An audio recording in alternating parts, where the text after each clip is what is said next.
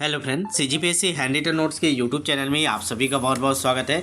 चलेगा लगातार 9 PM पे हमारे द्वारा क्लासेस आपको करवाई जा रही है। जो टॉपिक इंपॉर्टेंट है सीजी टेट भर्ती के लिए, शिक्षक भर्ती के लिए, उन सभी इंपॉर्टेंट टॉपिक को जो मार्केट में आपको उपलब्ध नहीं होता, जो यूट्यूब में उपलब्ध नहीं, उन टॉपिकों को हम लेके आ रहे हैं और आपको एक सिस्टमेटिक ढंग से टॉपिक वाइज आपको एक लेवल बता रहे हैं कि आपको इस लेवल की थ्योरी पढ़ना है या इस लेवल के क्वेश्चन सॉल्व करना है, तभी आपके जाके सीजी टेट या शिक्षक भर्ती क्लियर होगा। ठीक है, तो पूरा क्लास अंतिम तक देखिए, करिए आप लोग, एक भी क्लास मिस मत किया करें। चैनल में नए हैं तो चैनल को सब्सक्राइब कर लीजिए ताकि हर क्लास आपको मिले।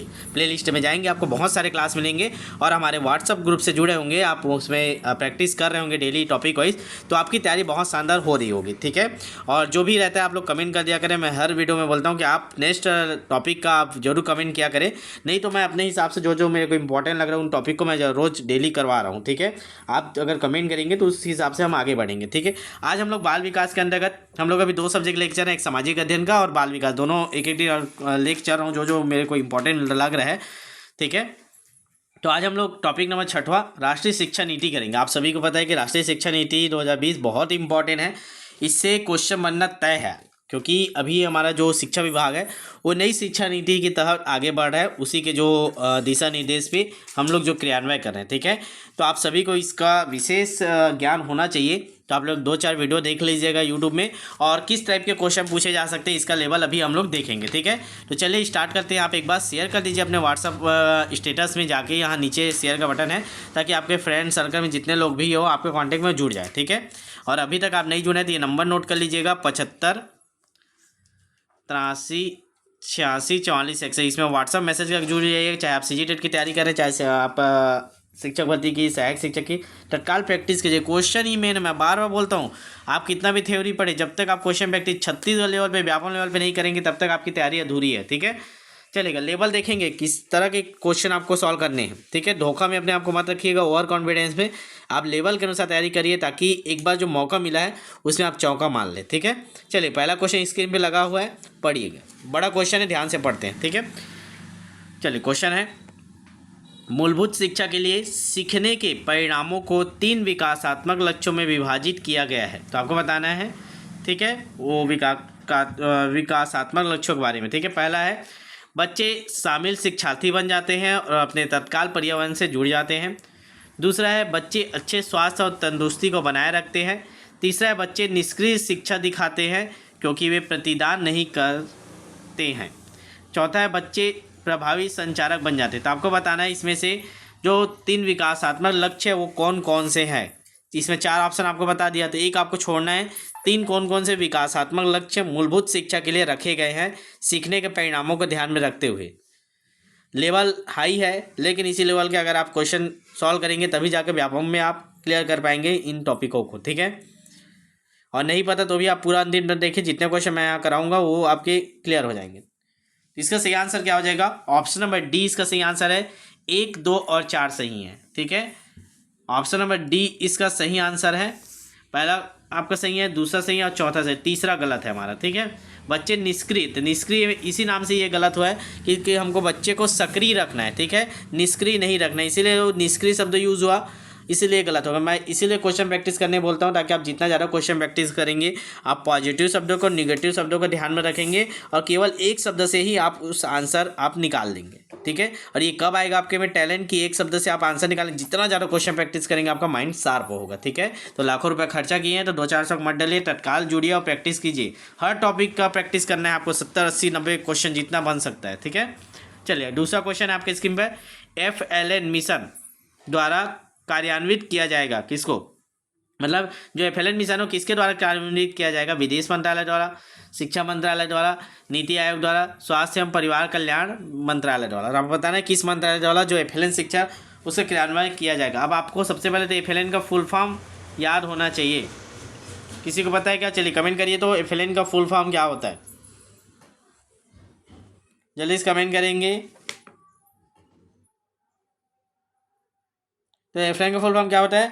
Foundational literacy and numeracy. ठीक है, फाउंडेशनल लिटरेसी एंड न्यूमरेसी। ठीक है, तो ये आप इसको याद रखिएगा, ठीक है। तो चलिए इसका आंसर बताएंगे, किस मंत्रालय द्वारा इसको क्रियान्वयन किया। स्वाभाविक सी बात है, शिक्षा में प्रयोग हो रहा है तो एफएलएन शिक्षा मंत्रालय द्वारा कार्यान्वित किया जाएगा। ऑप्शन नंबर बी इसका सही आंसर है, ठीक है। चलिए अगले बढ़ते हैं, अगला क्वेश्चन, क्वेश्चन नंबर 3। एफएलएन के अनुसार किस प्रकार की शिक्षा शास्त्र की सिफारिश की गई है। पूछताछ आधारित शिक्षा शास्त्र, रचनावादी शिक्षा शास्त्र, चिंतनशील शिक्षा शास्त्र, खिलौना आधारित शिक्षा शास्त्र। तो आपको बताना है एफएलएन के अनुसार किस प्रकार की शिक्षा शास्त्र की सिफारिश की गई है। चलिए जल्दी जल्दी कमेंट करिए, लाइव चैट में आप लोग आंसर कीजिए। आंसर करते जाएंगे उतना ही मज़ा आपको आएगा, उतना ही आपके दिमाग में स्टोर होगा। तो आप लोग चैट का उपयोग किया करें, चाहे आप बाद में देख रहे हैं तो कमेंट में कर दीजिए, और अभी आप लाइव देख रहे हैं तो आप लाइव चैट में आंसर करते जाइए, ठीक है।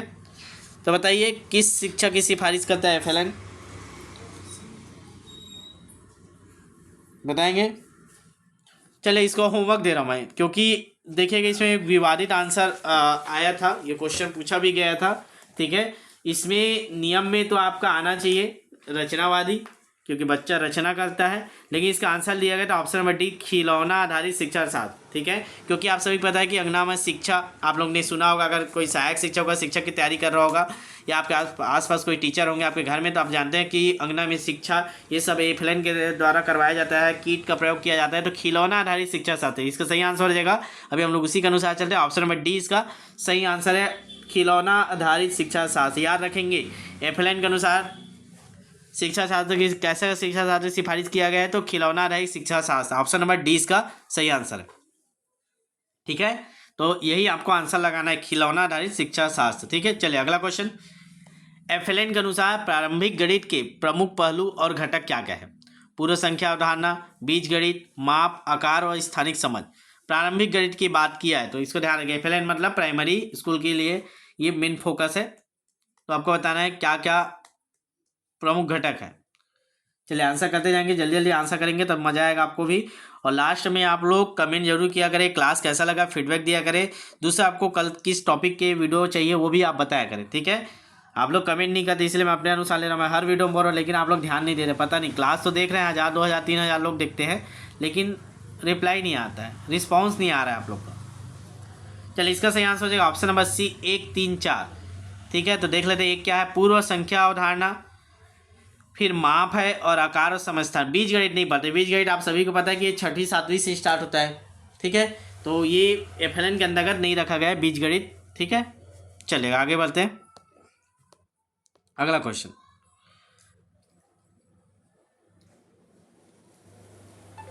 चलिएगा अगला क्वेश्चन पढ़ते हैं। मूलभूत भाषा और साक्षरता में प्रमुख घटक क्या है। तो आपको मूलभूत भाषा और साक्षरता की बात किया है, क्या क्या है ऑप्शन देखते हैं। मौखिक भाषा विकास, समझ बूझ कर पढ़ना, पढ़ने की संस्कृति और पढ़ने के प्रति झुकाव, पढ़ना प्रवाह। चलिएगा बताइएगा मूलभूत भाषा और साक्षरता के लिए प्रमुख घटक कौन कौन से हैं इनमें से। सारे देखिएगा मेरे द्वारा जितना भी क्वेश्चन कराया जा रहा है छत्तीसगढ़ सीजीटेट शिक्षक भर्ती को ध्यान में रख के करवाया जा रहा है। ऐसा नहीं कि मैं सीटेट का कहीं से क्वेश्चन उठाने वाला नहीं है, जो लेवल में है वहाँ से मैं सेलेक्ट करके आपको करवा रहा हूँ। तो इस बात को इसे ध्यान रखेंगे, 36 लेवल वाले आप इसी लेवल के क्वेश्चन सॉल्व करेंगे तब आप क्या कोई एक अच्छा रिजल्ट आपको मिलेगा, ठीक है। क्वेश्चन प्रैक्टिस बहुत इंपॉर्टेंट है, जितना आप थ्योरी पढ़े उसके 10 गुना आप क्वेश्चन प्रैक्टिस कीजिए। चलिए इसका सही आंसर हो जाएगा ऑप्शन नंबर बी, चारों सही है, ठीक है।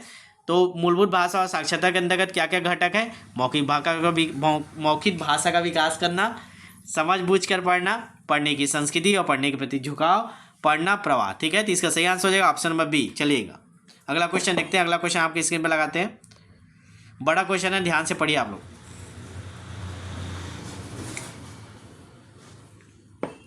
चलिए पढ़िएगा, राष्ट्रीय शिक्षा नीति 2020 के अनुसार ECCE का पूर्ण रूप क्या है।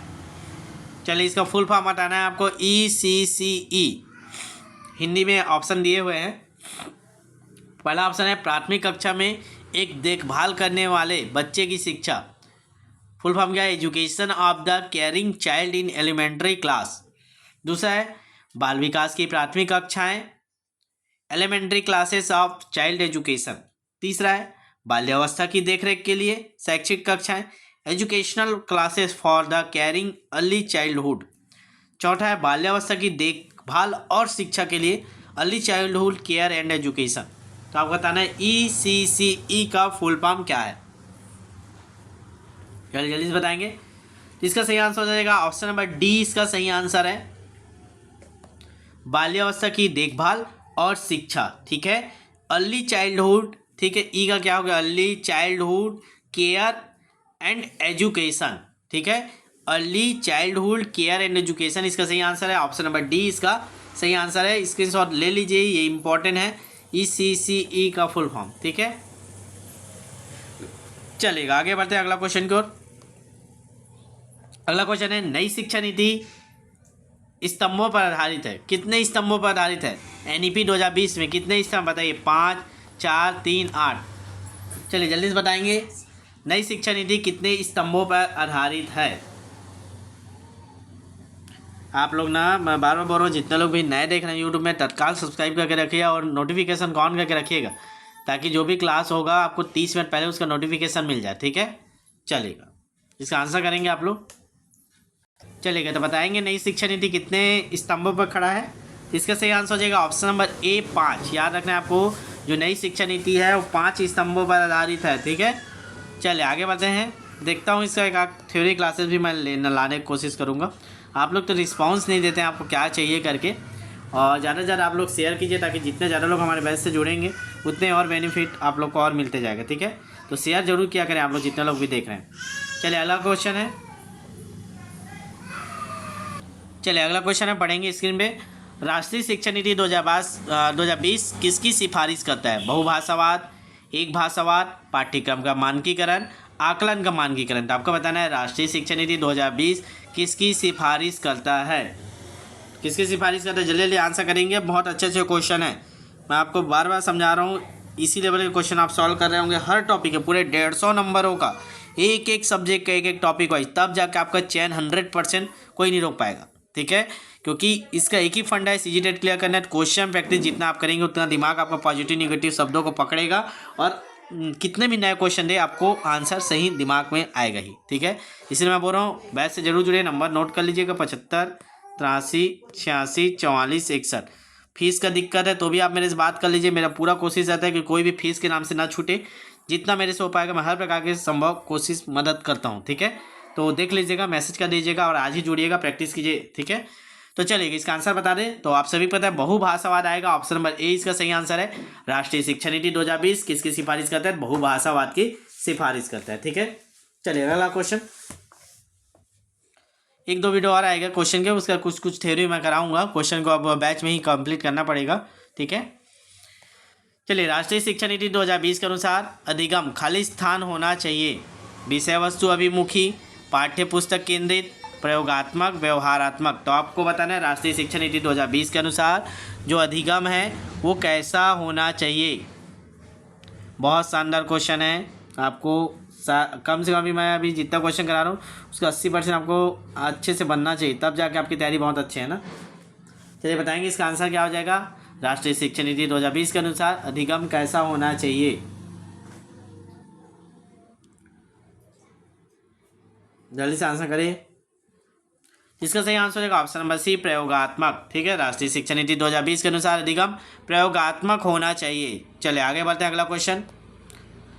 राष्ट्रीय शिक्षा नीति 2020 किस पर बल देती है? परीक्षा के लिए पढ़ना, स्मरण आधारित शिक्षा, अभ्यास और ड्रिल, वैचारिक समझ। तो राष्ट्रीय शिक्षा नीति 2020 किस पर बल देती है आपको बताना है। परीक्षा के लिए पढ़ना, स्मरण आधारित शिक्षा, अभ्यास और ड्रिल, वैचारिक समझ। चलिए जल्दी से आंसर करेंगे इसका। तो इसका सही आंसर हो जाएगा ऑप्शन डी, वैचारिक समझ पे बल देता है। तो राष्ट्रीय शिक्षा नीति 2020 वैचारिक समझ पे बल देता है, आपको याद रखना पड़ेगा। ठीक है, चलेगा आगे बढ़ते हैं, अगला क्वेश्चन बड़ा क्वेश्चन है, ध्यान से पढ़ेंगे। मूल्यांकन के संदर्भ में राष्ट्रीय शिक्षा नीति NEP 2020 में छात्रों के लिए किस प्रकार का रिपोर्ट कार्ड प्रस्तावित किया गया? Most important question. जिन लोग अभी सहायक शिक्षक में चयनित होंगे, शिक्षक भर्ती 2023 में लगभग हमारे 800 स्टूडेंट चयनित हुए थे। मैं आपको 12 इसीलिए मैं बोलता हूँ इतना कॉन्फिडेंस में, पूरे यूट्यूब में क्या पूरे 36 में आप लोग ढूंढ लीजिएगा जो इतने कम फीस में आपको एग्जाम ओरिएंटेड पूरे टॉपिक वाइज के जितने नए पुराने सब क्वेश्चन डेली प्रैक्टिस नहीं करा रहे होंगे, कोई नहीं करा रहे, ठीक है। उन लोग क्या करते हैं, टेस्ट बना लिए 20, 15, 25 टेस्ट उसको बेच रहे हैं, क्लास बना लिए 8-10 क्लासेस एक सब्जेक्ट के 10-10 वीडियो बना लिए, तो 20-25 वीडियो बना लिए उसको बेच रहे हैं। तो इससे सिलेक्शन नहीं होता। आप आज से लेकर जब तक पेपर नहीं होगा कंटिन्यूटी आपको बना के रखना है, ठीक है। बैच बेचने वाला हमारा काम नहीं रहता है। आप हमसे जैसे जुड़ते हैं तो आज से लेकर जब तक आपको पेपर नहीं होगा डेली प्रैक्टिस कराएंगे, आपको एक भी दिन नहीं छोड़ेंगे। चाहे नए नए क्वेश्चन हो पुराने क्वेश्चन सब प्रकार के कवर करते हैं हम लोग, बार बार सिलेबस कंप्लीट करते हैं।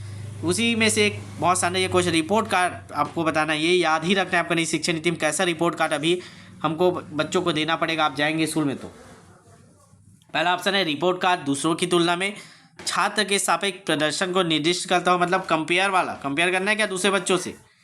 वर्ष के दौरान कागज और पेंसिल परीक्षण में छात्रों के प्रदर्शन का रिपोर्ट, मतलब जो पेन पेपर में लेते हैं वही रिपोर्ट देना है क्या। 360 डिग्री बहुआयामी रिपोर्ट, योगात्मक एक आयामी रिपोर्ट। तो आपको बताना है कैसा रिपोर्ट कार्ड अभी NEP 2020 प्रस्तावित किया है कि आप देना है, और चालू भी हो गया, लागू भी हो गया है। अभी आप स्कूलों में यही रिपोर्ट कार्ड आप देख रहे होंगे, ठीक है। चलिए जल्दी से बताएंगे इसका आंसर क्या हो जाएगा।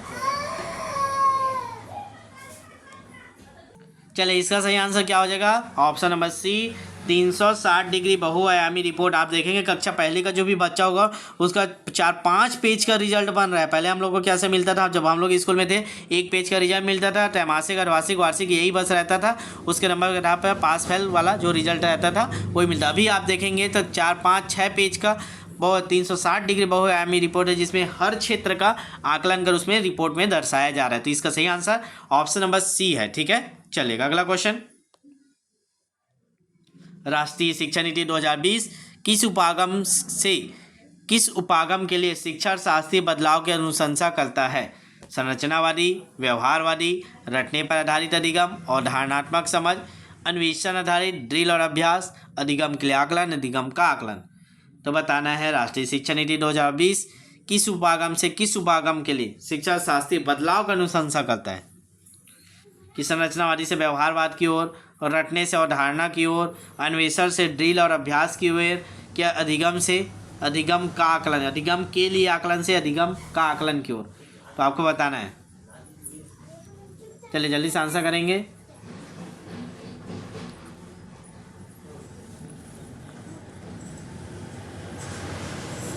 तो चलिएगा इसका आंसर क्या हो जाएगा, ऑप्शन नंबर 20 का सही आंसर हो जाएगा। रटने से अवधारणात्मक समझ की ओर हम लोग जा रहे हैं, अंडरस्टैंडिंग की ओर जा रहे हैं, ठीक है। रटना को छोड़ के अंडरस्टैंडिंग की ओर जाने के लिए नई शिक्षा नीति अनुशंसा करता है। तो इसका सही आंसर हो जाएगा ऑप्शन नंबर बी, रटने से हम लोग समझ की ओर आगे बढ़ रहे हैं, ठीक है। तो इसको याद रखिएगा, रटने से समझ की ओर हमें आगे बढ़ना है, ठीक है। चलेगा अगला क्वेश्चन आपके स्क्रीन पे। जिन लोग भी नए होंगे चैनल को सब्सक्राइब करके रखिएगा ना। राष्ट्रीय शिक्षा नीति 2020 किस पर बल देती है। देखिए वही क्वेश्चन है, बस ऑप्शन चेंज हो रहे हैं क्योंकि बहुत सारी इसकी थ्योरी है, बहुत अलग अलग लेवल पे क्वेश्चन पूछे हैं। तो ये एक निचोड़ है आपके लिए, ठीक है। इतना भी कर रहे हैं तो आपके दिमाग में एक राष्ट्रीय शिक्षा नीति का समझ बन रहा होगा कि वो क्या क्या इंपॉर्टेंट पॉइंट है। ऐसे तो पढ़ेंगे, बहुत सारा थ्योरी है, बहुत सारे नियम है, लेकिन जो इंपॉर्टेंट 36 लेवल पे आपके पेपर लेवल पे व्यापक लेवल पे वही क्वेश्चन मैं करा रहा हूँ, ठीक है, ताकि आप पास हो पाए, एक ही बार में आपका चयन हो, आपका एक जॉब फिक्स हो, ठीक है। तो आपको इसी लेवल पर ध्यान रख के प्रैक्टिस करना है। चलेगा फिर से एक बार पढ़ते हैं। राष्ट्रीय शिक्षा नीति 2020 किस पर बल देती है। पहला ऑप्शन है लचीला बहुस्तरीय गति आधारित, दूसरा है बच्चों के केवल संज्ञानात्मक विकास से संबंधित, तीसरा राष्ट्रीय पाठ्यचर्या के मानकीकरण पर, चौथा है बच्चों के स्मरण कौशल के मापन पे। तो आपको बताना है किस पे बल दे रहा है। चारों ऑप्शन पढ़िए अच्छे से। चलिए जल्दी जल्दी आंसर करेंगे। तो इसका सही आंसर हो जाएगा ऑप्शन नंबर ए, लचीला बहुस्तरीय गति आधारित, ठीक है, लचीला बहुस्तरीय गति आधारित। तो हमारा आंसर क्या हो जाएगा, ऑप्शन नंबर ए, ठीक है। इसका सही आंसर क्या है, ए है। चलिए आगे बढ़ते हैं अगले क्वेश्चन की ओर। 2-3 और क्वेश्चन है, ज़्यादा क्वेश्चन तो इसमें नहीं सेलेक्ट कर पाया था, ठीक है। जितना मैं कर पा रहा हूँ उतना मैं आपको करा रहा हूँ, क्योंकि मैं चाह रहा हूँ कि उसी लेवल के क्वेश्चन आपके सामने लेके आऊँ जो आपके लिए इंपॉर्टेंट है, जो आपके पेपर के लिए डायरेक्ट आपको बेनिफिट दे, ठीक है। चलेगा। राष्ट्रीय शिक्षा नीति 2020 के अनुसार विद्यार्थियों के मूल्यांकन में किन आयामों की प्रगति व अद्वितीयता को शामिल करना चाहिए, ठीक है। तो मूल्यांकन की बात किया है, मूल्यांकन करते समय हमें किन किन क्षेत्रों को शामिल करना चाहिए? ऑप्शन है संज्ञानात्मक, सामाजिक, आध्यात्मिक। दूसरा ऑप्शन है संज्ञानात्मक शारीरिक। तीसरा ऑप्शन है संज्ञानात्मक भावनात्मक, मनोगत्यात्मक। चौथा ऑप्शन है शारीरिक, क्रियात्मक और मनोवैज्ञानिक।